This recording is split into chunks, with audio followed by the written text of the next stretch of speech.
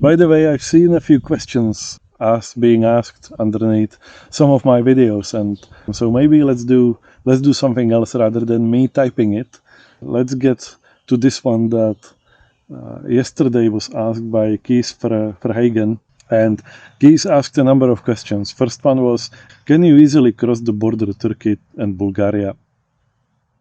So the Bulgarian-Turkish border is obviously outside of the EU. So basically standard, show the passport, show the documents for your vehicle, and check whether you have any visa requirements for entering Turkey. Your passport gets stamped, your vehicle gets registered into the system. So effectively they ask you for passport, they ask you for the documents, registration certificate, and the insurance. And if you have all that, few minutes later, depending on the queues, you can just go. Now, when I was crossing the Bulgarian-Turkish border on both sides, people effectively were saying to me, jump the queue, you don't need to wait in the queue of cars, just go ahead to the booth and get yourself sorted with the border crossing.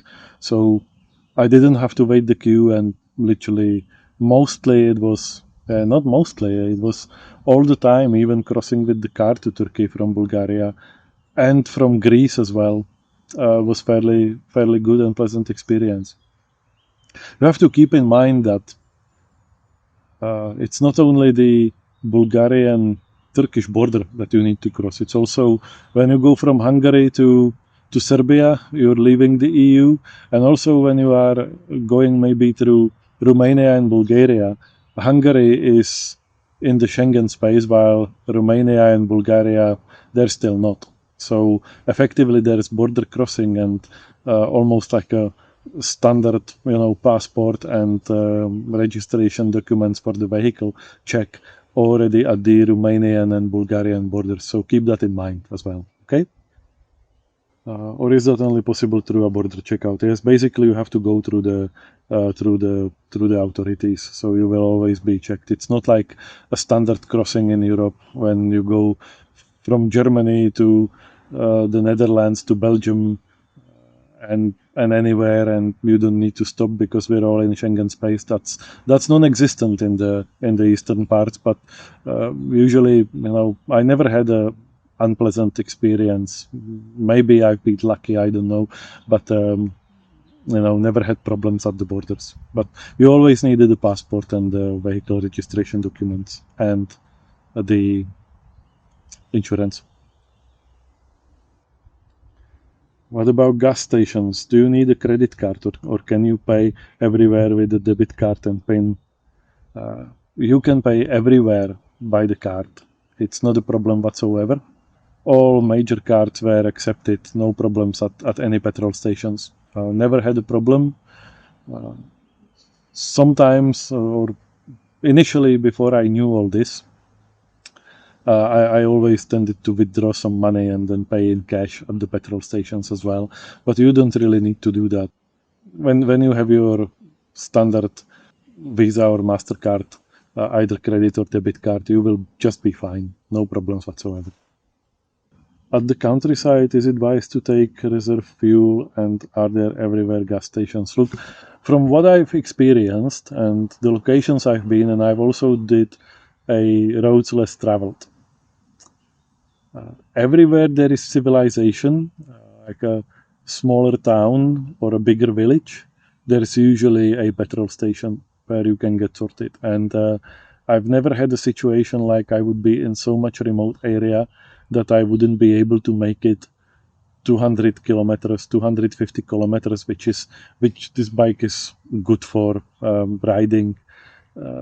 When you are even on the country roads. Even if I would do 150 kilometers range, it was always possible to plan and find out where there would be a petrol station along the way.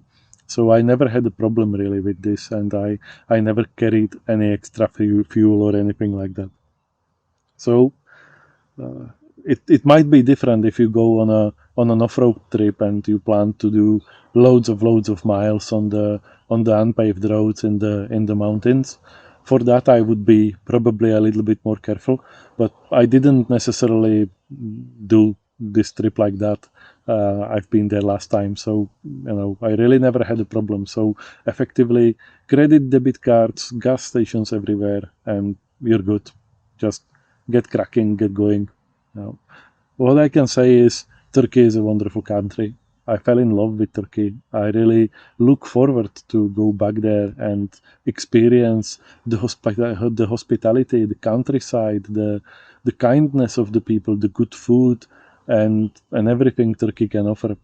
For me, it's a hidden gem. It's a country with a lot of potential for unspoiled traveling. Of course, there are resorts, there are tourist areas, there are like big cities like in uh, in Antalya at the coastline and the coastline in general that could get really crowded. But I do enjoy that kind of environment as well.